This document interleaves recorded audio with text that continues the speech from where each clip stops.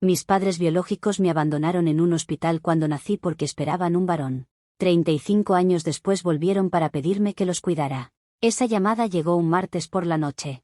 Estaba terminando mi guardia en el hospital cuando mi teléfono vibró con un número desconocido. Lo ignoré. Volvió a vibrar. Lo ignoré otra vez. Al tercer intento, algo me hizo deslizar el dedo por la pantalla. ¿Laura? Una voz de mujer, anciana, temblorosa. Sí, soy yo. ¿Quién habla? Hubo un silencio largo. Respiración entrecortada. Finalmente, la voz dijo. Soy tu madre. Tu verdadera madre. Los monitores seguían pitando en la sala de urgencias. Una enfermera pasó con un carrito de medicamentos. Alguien tosió en la sala de espera. Todo siguió igual, excepto que dentro de mí algo se rompió y reconstruyó al mismo tiempo. Creo que se equivoca, respondí, y colgué. Mis manos temblaban mientras guardaba el teléfono en el bolsillo de mi bata. Llevaba 15 horas de guardia. Mi cerebro procesó la información como si fuera un diagnóstico imposible. Cáncer en fase terminal en un paciente de 20 años. Algo que no debería estar ahí, pero estaba. Terminé el turno. Fui al vestuario. Me cambié, salí del hospital, subí a mi coche y manejé 40 minutos hasta casa en completo silencio. Sin radio. Sin música. Solo el ruido del motor y mi respiración. Carlos ya estaba durmiendo. No lo desperté. Me metí en la ducha y dejé que el agua caliente cayera sobre mí mientras intentaba entender qué acababa de pasar. Mi madre biológica. Esas palabras no significaban nada para mí. No tenía madre biológica. Tenía una madre. Una sola. Se llamaba Elena. Y ella había elegido quedarse conmigo. Nací en un hospital público de una ciudad que no conozco. El parte médico dice que fui un parto sin complicaciones. Pesaba 3 kilos con 200 gramos. Estaba sana. Pero cuando el médico salió a la sala de espera y dijo, es una niña, mi padre biológico se levantó y se fue. Lo que los informes del hospital registraron fue esto. La madre firmó el alta médica al día siguiente. No solicitó llevarme con ella. No pidió verme. No dejó una dirección de contacto. Simplemente se fue. El informe dice, la progenitora manifiesta no poder hacerse cargo de la recién nacida. Solicita el amparo del Estado. No dijo, quiero darla en adopción. Dijo, no puedo hacerme cargo. Como si yo fuera un paquete que no cabía en su equipaje. El hospital intentó contactarla durante 3 días. Llamaron al número que había dejado. Nadie respondió. Fueron a la dirección que escribió en los formularios.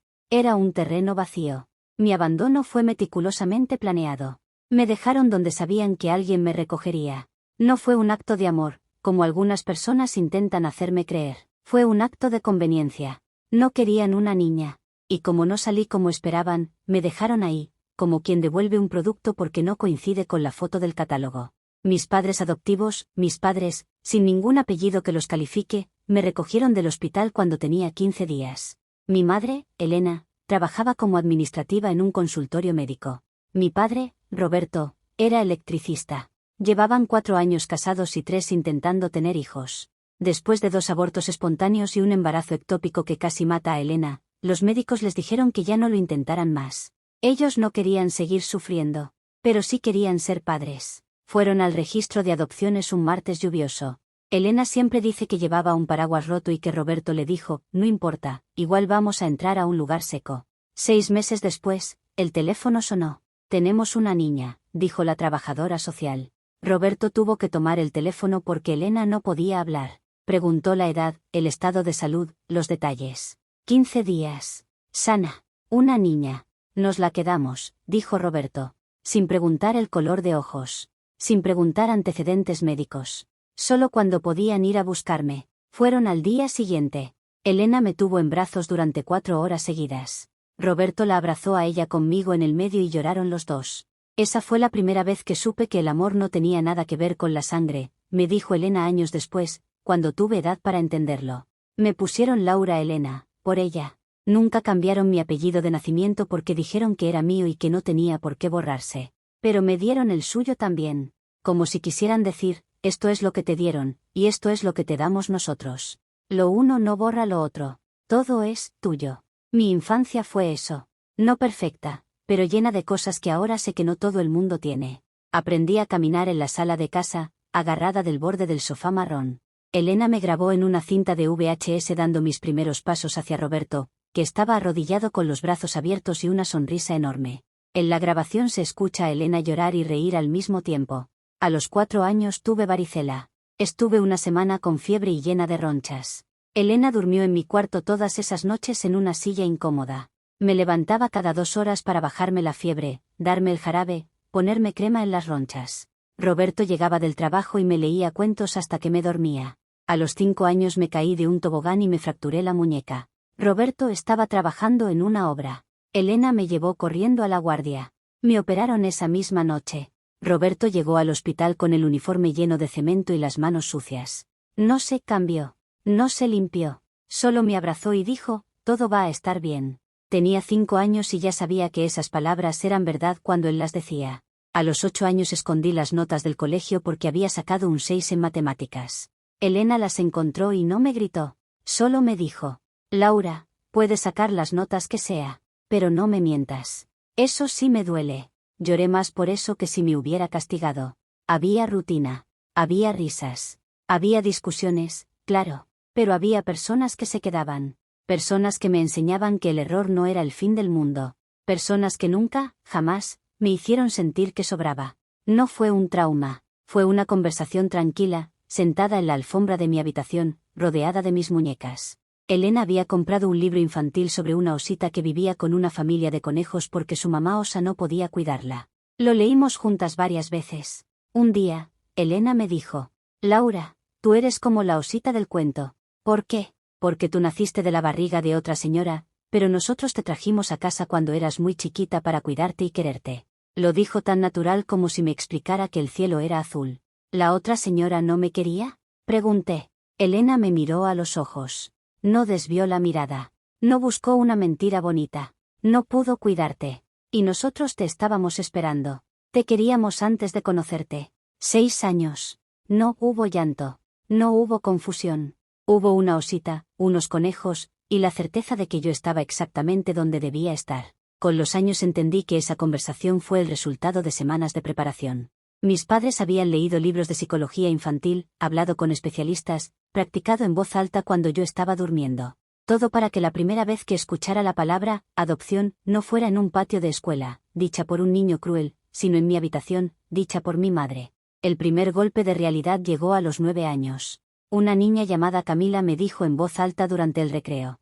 Mi mamá dice que tú no eres realmente hija de tus papás, que te recogieron de un basurero.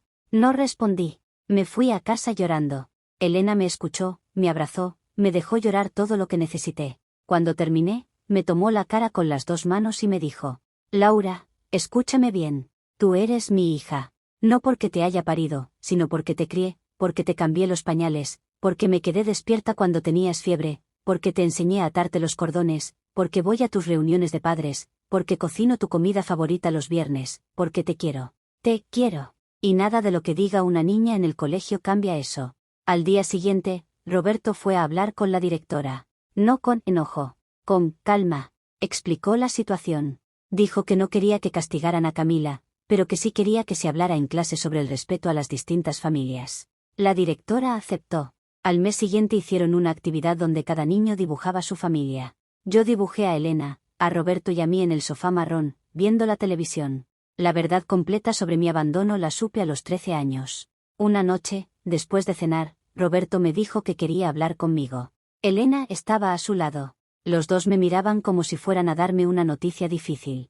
Laura, tú sabes que eres adoptada. Lo hemos hablado desde pequeña. Pero hay cosas que no te hemos contado porque queríamos que crecieras un poco más para entenderlas. Asentí. Tus padres biológicos, dijo Elena. No es que no pudieran cuidarte. Es que no quisieron. Esa palabra me golpeó en el pecho. Cuando naciste, ellos esperaban que fueras un niño. Pero naciste niña. Y decidieron que no te iban a llevar a casa. Fuiste abandonada en el hospital, Laura. Ellos se fueron y no volvieron. Nunca preguntaron por ti. Roberto tomó mi mano. ¿Por qué no querían una niña? Pregunté, con la voz quebrada. Porque esperaban un varón, dijo Elena. Y no estaban dispuestos a tener una hija. Esa noche lloré durante horas. No fue un llanto de autocompasión, fue un llanto de rabia, de confusión, de por qué yo no era suficiente antes de siquiera haber tenido la oportunidad de demostrar nada. Al día siguiente, Elena entró a mi habitación con el desayuno en una bandeja. Tostadas, mermelada, jugo de naranja. Me besó la frente. No fuiste tú, dijo. Nunca fuiste tú. El problema siempre fue ellos. Tú naciste perfecta. Ellos fueron los que estaban rotos. Eran las 8 de la mañana de un sábado. Tenía 13 años. Y esa frase me anclé a ella durante los años difíciles que vinieron. La adolescencia fue dura. No porque tuviera una mala vida, sino porque empecé a preguntarme cosas que no tenían respuesta. ¿Cómo se veían mis padres biológicos? ¿Tendría sus ojos? ¿Su forma de reír?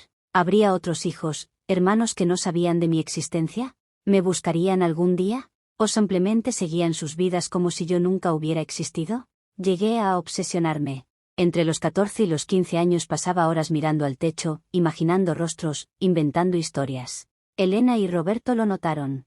No me presionaron. En cambio, Roberto empezó a llevarme a desayunar los domingos. Pedíamos chocolate caliente con churros. Hablábamos de cosas normales. Pero en algún momento de cada desayuno, él decía: pase lo que pase, Laura, nosotros estamos aquí. No tienes que buscar nada fuera porque no te falta nada dentro. A los 15 años tomé una decisión: no buscaría a mis padres biológicos. No fue fácil. Me costó meses de darle vueltas. Pero si ellos me abandonaron porque no querían una niña y pasaron 15 años sin intentar encontrarme, entonces ya habían tomado su decisión. Yo no tenía que deshacerla. Se lo conté a Elena en la cocina, mientras ella lavaba los platos y yo los secaba. He decidido que no voy a buscarlos. Elena dejó de lavar. Se secó las manos en el delantal. Me miró. ¿Y cómo te sientes con eso? Rara. Como si estuviera renunciando a algo que ni siquiera sé si quiero. ¿Quieres que hablemos de eso? No, ahora. Solo quería que lo supieras. Elena asintió. Esa noche no volvimos a hablar del tema. Pero al día siguiente, Roberto llegó a casa con mi película favorita y una pizza. No dijo nada. Solo la puso, me dio un trozo de pizza y se sentó a mi lado. Esa fue su forma de decir que estaba orgulloso de mí. Elegí estudiar medicina a los 17 años, cuando acompañé a Elena a una consulta y vi cómo un médico le explicaba con paciencia un tratamiento que ella no entendía.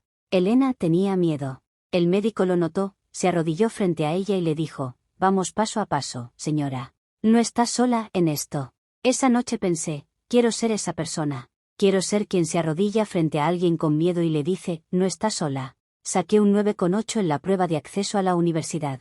Cuando vi la nota, corrí a abrazar a Elena. Ella lloró. Roberto nos abrazó a las dos. Luego dijo: ahora viene lo difícil. Y tenía razón. La carrera de medicina fue un infierno de exigencia. Primer año, 17 asignaturas. Semanas con exámenes casi todos los días. 4 horas de sueño por noche. Vivía a base de café y bocadillos. Lloré en el baño de la biblioteca más veces de las que puedo contar. Lloré en el coche de camino a casa después de suspender mi primer examen parcial de anatomía. Me senté en el asiento del copiloto con la cabeza entre las manos. Roberto no dijo nada. Arrancó el coche. Manejó en silencio durante 10 minutos. Luego, en un semáforo en rojo, puso su mano sobre la mía. ¿Sabes cuántos médicos hay que hayan suspendido un examen? No, todos. Absolutamente todos. Los que ahora te operan, los que salvan vidas cada día. Todos suspendieron algo alguna vez. La diferencia no es quien nunca falla, es quien sigue después de fallar. Aprobé anatomía en segunda vuelta. Segundo año fue peor. Tercero fue insoportable. Cuarto empecé a ver pacientes reales y todo cambió. La primera vez que un paciente me dijo: gracias, doctora, me quedé paralizada. No era doctora. Era una estudiante de cuarto año que apenas sabía tomar la presión. Pero ese señor mayor me llamó doctora y me dijo gracias por haberle explicado su tratamiento con claridad. Esa noche llamé a mis padres. ¿Saben qué? Dije por teléfono: vale la pena. Elena lloró. Roberto tosió para disimular que también estaba llorando. Me gradué a los 25 años. La ceremonia fue en un auditorio enorme. Elena y Roberto estaban en tercera fila. Ella llevaba un vestido azul que había comprado especialmente para ese día. Él llevaba su mejor camisa, la que solo usaba en bodas y funerales. Cuando di mi juramento hipocrático, busqué sus ojos entre el público. Los encontré. Estaban llorando los dos. Después de la ceremonia, Elena me abrazó tan fuerte que casi no podía respirar. Mira hasta dónde has llegado. Mira todo lo que has construido. Con ustedes, corregí. Roberto me dio una palmada en la espalda. Estamos orgullosos, Laura. Más de lo que te podemos decir. Esa noche cenamos los tres en un restaurante italiano. Pasta, vino tinto para ellos, agua con gas para mí. Hablamos de todo y de nada. Nos reímos de las anécdotas de mi carrera. En ningún momento mencionaron a mis padres biológicos. No hicieron falta. La residencia fue durísima. Guardias de 30 horas seguidas. Pacientes que llegaban al borde de la muerte. Decisiones que tenía que tomar en segundos. Hubo una noche, durante mi segundo año, que perdí a un paciente. Un hombre de 45 años, padre de 3 hijos, infarto masivo. Hicimos todo. Pero no funcionó.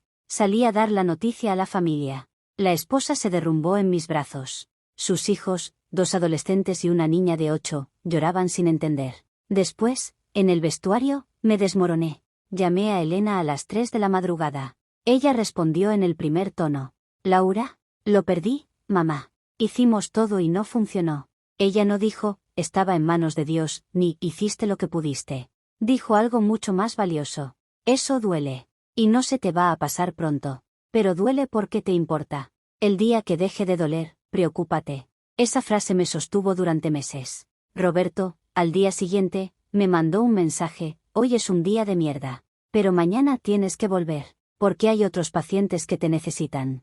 Descansa. Mañana será otro día. Terminé la residencia a los 29 años. Me especialicé en medicina interna. Conseguí una plaza en un hospital público. No era el trabajo más lucrativo, pero era el que quería. A los 31 años conocí a Carlos. Fue en una cena de médicos. Él era ingeniero, amigo de un compañero de residencia. Callado, observador, con una forma de reír que me desarmaba. Salimos durante un año antes de que le contara toda mi historia. Mis padres biológicos me abandonaron porque nací mujer, le dije. Carlos me escuchó en silencio. Al final, solo dijo, ¿y cómo estás tú con eso? Bien. No me falta nada. Entonces no hay nada que hablar. Tus padres son Elena y Roberto.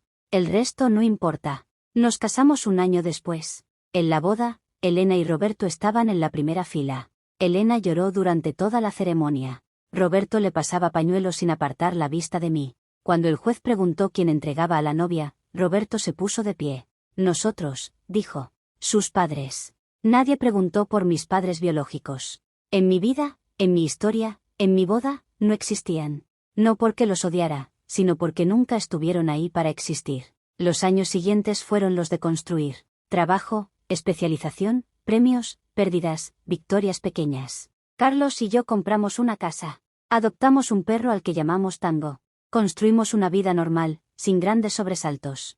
Elena y Roberto envejecían. Los cuidaba. No por obligación, sino porque quería. Porque ellos me habían cuidado a mí. Porque el amor no se debe, se regala. Los llevaba a sus consultas médicas. Le explicaba a Elena los estudios con paciencia, como ella me había explicado mis tareas de niña. Roberto se reía de mí porque siempre llegaba con una lista de preguntas para los especialistas. Eres peor que una madre gallina, me decía. Aprendí de la mejor, respondía, señalando a Elena. Él sonreía. Ella me abrazaba.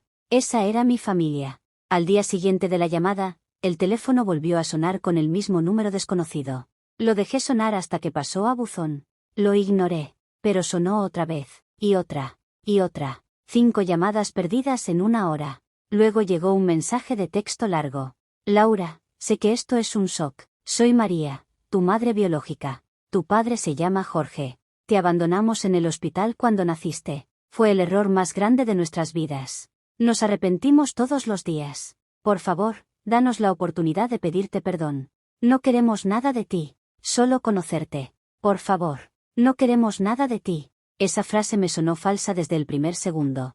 No porque fuera necesariamente mentira, sino porque si no querían nada, ¿por qué ahora? ¿Por qué 35 años después? No respondí. Pasé el día trabajando. Vi pacientes. Hice diagnósticos. Receté tratamientos. Nadie notó nada extraño en mí. Eso fue lo que más me dolió, que podía seguir funcionando mientras por dentro todo temblaba. Carlos notó algo esa noche. ¿Qué pasa?, preguntó mientras cenábamos. Nada, mentí. Laura, llevo 4 años contigo. No me mientas. Suspiré. Le mostré el mensaje. Carlos lo leyó en silencio. Luego me miró. ¿Qué quieres hacer? No lo sé. ¿Quieres hablar con ellos? No lo sé. ¿Quieres que los llame yo y les diga que te dejen en paz? Sonreí ante la oferta. No. Voy a pensar. Pero gracias. Esa noche hablamos durante horas. Carlos no me presionó. Solo me escuchó. Me hizo preguntas que me obligaron a pensar: ¿qué esperas de ellos? ¿Qué necesitas? ¿Qué pasaría si te encuentras y te decepcionas? ¿Qué pasaría si no te encuentras? No tuve respuestas. Pero las preguntas quedaron ahí, flotando. A la mañana siguiente llamé a Elena. No le conté nada. Solo le pregunté si podía visitarlos ese fin de semana. Fui el sábado con una caja de facturas. Elena puso la mesa para el té. Roberto estaba leyendo el periódico en el sillón, con los lentes apoyados en la punta de la nariz, igual que siempre. Charla normal. El trabajo. Carlos. El perro. Después del almuerzo, sentados en el jardín tomando café, saqué el tema. Mis padres biológicos me contactaron. El silencio fue absoluto. Elena dejó la taza en el platillo. Roberto cerró el periódico lentamente. ¿Cuándo?, preguntó Elena. Hace unos días. Llamaron y mandaron mensajes. ¿Qué quieren?, preguntó Roberto. Pedir perdón.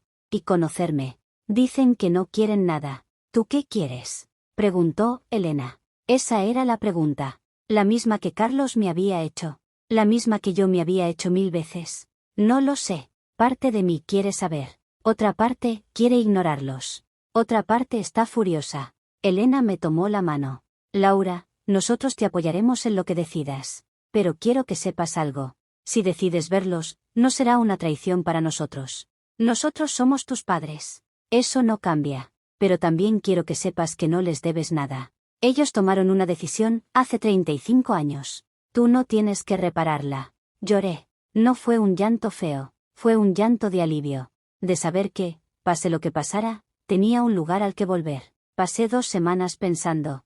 Hubo noches en que me levantaba a las 3 de la madrugada y me quedaba mirando el techo. ¿Por qué ahora? ¿Por qué después de 35 años? ¿Qué había cambiado? Decidí investigar. Tenía recursos. No fue difícil encontrar información en registros públicos. María y Jorge habían tenido 3 hijos después de abandonarme. Todos varones. El mayor tenía 34 años. El del medio, 31. El más joven, 28. Ninguno vivía cerca. El mayor estaba en el extranjero.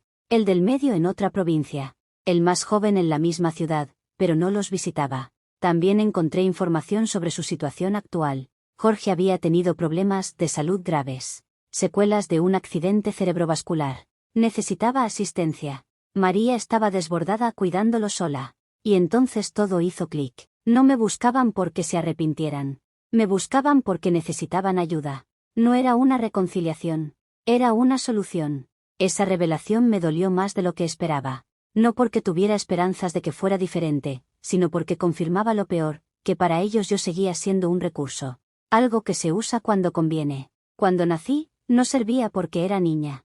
Ahora, 35 años después, servía porque era médica. Mi valor seguía dependiendo de lo que podía ofrecer. Carlos me abrazó cuando se lo conté. No tienes por qué verlos, dijo.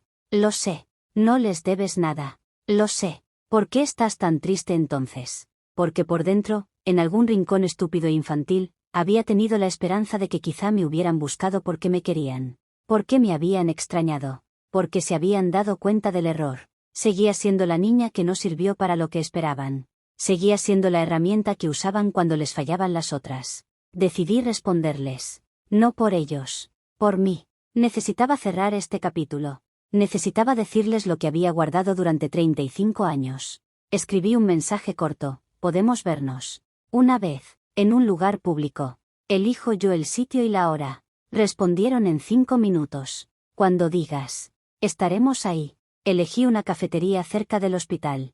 Neutral. Con gente alrededor. Para poder levantarme e irme si era necesario. La cita fue un jueves a las 5 de la tarde. Salí del trabajo a las 4:30. Me cambié en el vestuario. Me miré al espejo. Tenía 35 años. Era médica. Estaba casada. Era feliz. No les debía nada. Respiré hondo y salí. Llegué primero. Era importante para mí llegar primero. Para elegir la mesa. Para tener el control. Pedí un café y esperé. A las 5 en punto, la puerta se abrió. Los reconocí inmediatamente. No porque los hubiera visto antes, sino porque me miraron directamente a los ojos al entrar, como si también me hubieran reconocido a mí. María era una mujer pequeña, delgada, con el cabello gris y arrugas profundas. Caminaba con inseguridad. Jorge la seguía apoyado en un bastón, con la mano izquierda rígida por las secuelas del accidente cerebrovascular. Se acercaron a mi mesa. ¿Laura?, preguntó María. Siéntense, dije, señalando las sillas frente a mí. El camarero se acercó. María pidió un té. Jorge un agua. Yo me quedé con mi café. Gracias por venir, dijo María. Sabemos que esto debe ser muy difícil para ti. No lo sé, respondí. No sé qué es esto todavía. Ustedes pidieron verme. Aquí estoy. Jorge carraspeó. Laura, queremos pedirte perdón. Por lo que hicimos. Por abandonarte. Fue un error. Un error horrible. ¿Un error?, repetí, sin ira. ¿Qué tipo de error? Éramos jóvenes, dijo María. No sabíamos qué hacer. ¿Consultaron a alguien? ¿Preguntaron si había otra familia? ¿O solo firmaron el papel y se fueron? Jorge bajó la mirada. Fue cobardía, admitió. Fuimos cobardes. Esperábamos un varón. Toda la familia esperaba un varón. Y cuando naciste, no supimos cómo enfrentarlo. No enfrentarlo, dije. No era una deuda. Era una hija. No sé si ustedes saben lo que significa eso. María empezó a llorar. No eran lágrimas falsas. Pero no me conmovieron. Nos arrepentimos, dijo entre sollozos. Todos los días de nuestra vida nos arrepentimos. Si todos los días se arrepentían, pregunté, ¿por qué no me buscaron antes? ¿Por qué ahora? ¿Qué pasó hace un mes que les hizo tomar el teléfono? Jorge y María se miraron. Tu padre enfermó, dijo María. Tuvimos que enfrentar nuestra mortalidad. Pensamos en ti, en lo que hicimos. Queremos arreglarlo antes de que sea tarde. ¿Antes de que sea tarde para ustedes o para mí? No respondieron. Tuvieron 3 hijos después, continué. 3 varones. Los hijos que querían. ¿Dónde están ellos? Jorge apretó la mandíbula. Uno está en el extranjero. Otro está ocupado con su familia. El más joven tiene sus problemas. No quieren cuidarlos, traduje. María lloró más fuerte. No es eso. ¿Es que qué? Es que los criaron, los educaron, los apoyaron durante años, y ahora que necesitan ayuda, ¿ellos no están? Y entonces decidieron buscar a la hija que abandonaron porque nació mujer, por si acaso ella, que no recibió nada de ustedes, siente la obligación de darles lo que sus hijos elegidos no les dan. El silencio fue ensordecedor.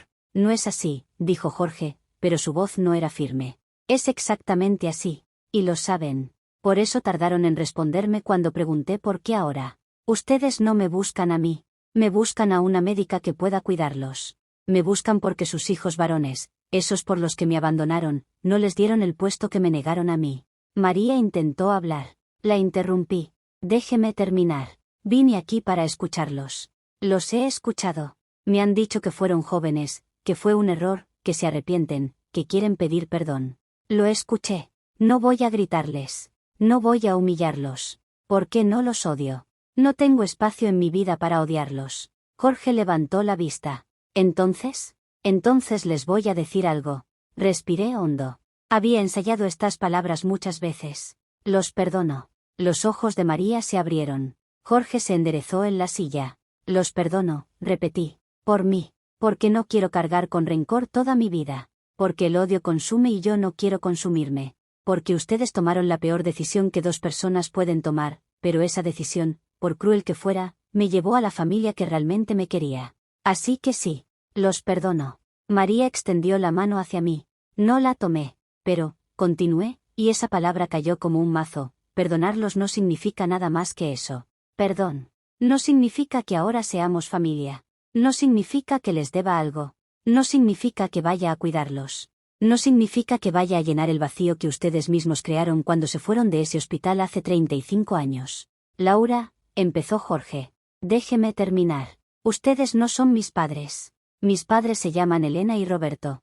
Ellos son las personas que me cambiaron los pañales, que me llevaron al colegio, que me curaron las heridas, que me apoyaron en cada fracaso, que celebraron cada victoria. Ellos son los que me enseñaron a ser quien soy. Ellos son los que me eligieron. Ustedes me abandonaron.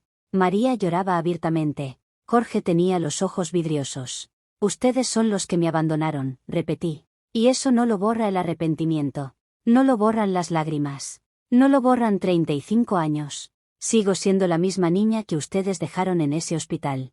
La diferencia es que esa niña creció. Y aprendió que la familia no es cuestión de sangre. Es cuestión de quién se queda. Somos tu sangre, dijo Jorge, con voz quebrada. Y ese es el único vínculo que tenemos. Un accidente biológico. Nada más. Porque ser padre no es donar esperma. Es estar. Es criar. Es elegir. Y ustedes no eligieron quedarse. Me puse de pie. Los perdono, dije por última vez, pero no soy su hija. Soy la hija de la familia que me eligió. Ellos son mis padres. Ustedes solo son los que me abandonaron. Dejé dinero sobre la mesa para pagar mi café. Me di la vuelta y caminé hacia la puerta. Laura, por favor, escuché la voz de María detrás de mí. No te vayas así. Somos tu familia. Me detuve en la puerta. No me di la vuelta. No, dije. No lo son. Y nunca lo serán. Salí a la calle. El aire fresco golpeó mi cara. Mis piernas temblaban. Mi corazón latía rápido. Pero no lloré. Había llorado suficiente cuando era niña y me preguntaba por qué no era suficiente. Ahora sabía que sí era suficiente. Ellos eran los que no lo eran. Me senté en el asiento del conductor y cerré los ojos. Mi teléfono vibró. Luego otra vez. Mensajes de María. Por favor, no hagas esto. Somos tu familia. Sangre es sangre. Otro mensaje. Tus hermanos no nos ayudan. Eres nuestra única esperanza. No seas cruel. Ahí estaba. La verdad, por fin dicha sin tapujos. No era su hija. Era su única esperanza. No me querían a mí. Necesitaban mis manos de médico, mi salario, mi tiempo. Guardé el teléfono y encendí el coche. Cuando llegué, Carlos estaba en la cocina preparando la cena. Me vio entrar, me miró a los ojos, y supo. ¿Qué pasó? Pasó. Ya está. Hablé con ellos. Y los perdoné. Pero les dejé claro que no soy su hija. Carlos dejó la cuchara que estaba usando. Se acercó y me abrazó. ¿Tú estás bien? Estoy tranquila, respondí, y era verdad. Dolió. Pero ahora sé. Ya no tengo preguntas. Ya no tengo dudas. Esa noche dormí mejor de lo que había dormido en semanas. Los días siguientes fueron de acoso telefónico. María llamaba. Jorge llamaba. Números desconocidos que resultaban ser tíos, primos, personas que nunca habían existido en mi vida y que ahora aparecían para decirme que le diera una oportunidad a la familia. No respondí ninguna llamada. No leí ningún mensaje después del primero. Cambié mi número de teléfono. No fue una decisión dramática. Fue práctica. No necesitaba ese ruido en mi vida. El sábado siguiente fui a casa de Elena y Roberto. Llevé una torta. Elena puso la mesa. Roberto hizo el café. Nos sentamos en el jardín, igual que siempre. ¿Y? Preguntó Elena. Les conté todo. La llamada, los mensajes, el encuentro en la cafetería, las palabras que dije, las que ellos dijeron, el llanto, mi salida. Cuando terminé, Elena me abrazó. Estoy orgullosa de ti. Roberto asintió. Fuiste más fuerte que yo. Yo no sé si podría haberlo hecho. Ustedes me hicieron fuerte, respondí. Todo lo que soy, todo lo que tengo, se lo debo a ustedes. Elena lloró. Roberto también. No intentaron disimular. Comimos torta. Tomamos café. Nos reímos de anécdotas viejas. No volvimos a hablar del tema. Cuando me iba, Elena me detuvo en la puerta. Laura, siempre fuiste suficiente. Desde el primer día. Nunca lo olvides. Lo sé, dije. Ustedes me lo enseñaron. Todos los días, de todas las formas posibles, me lo enseñaron. Pasaron los meses. María y Jorge intentaron contactarme de otras formas. Cartas al hospital. Mensajes a compañeros de trabajo. Una vez Jorge apareció en la puerta de mi consultorio, pero le dije a la secretaria que no estaba. No fue fácil. Hubo momentos de duda. Momentos en los que la culpa, esa culpa estúpida que nos enseñan a sentir las hijas, me susurraba que los estaba abandonando como ellos me abandonaron a mí. Pero no era lo mismo. Ellos me abandonaron cuando era un bebé indefenso que no podía valerse por sí mismo. Yo los estaba apartando cuando eran adultos que tomaban decisiones y enfrentaban las consecuencias. No era lo mismo. Y no sentía culpa. Sentía claridad. Hoy, mientras escribo esto, hace 6 meses de aquel encuentro. No he vuelto a saber de ellos. Los números que bloqueé siguen bloqueados. Las cartas sin respuesta siguen sin respuesta. No odio a María y Jorge. No les deseo el mal. Les deseo paz. Pero esa paz no voy a construírsela yo. No por venganza. No por orgullo. Porque no me corresponde. Ellos dejaron de ser mis padres el día que me dejaron en ese hospital. Y yo dejé de ser su hija el mismo día. No hay vuelta atrás. No porque no crean segundas oportunidades, sino porque algunas decisiones, cuando se toman, rompen algo que no se puede reparar. El abandono es una de esas decisiones. Puedo perdonarlo. Y lo hice. Pero perdonar no es olvidar. Perdonar no es fingir que no pasó.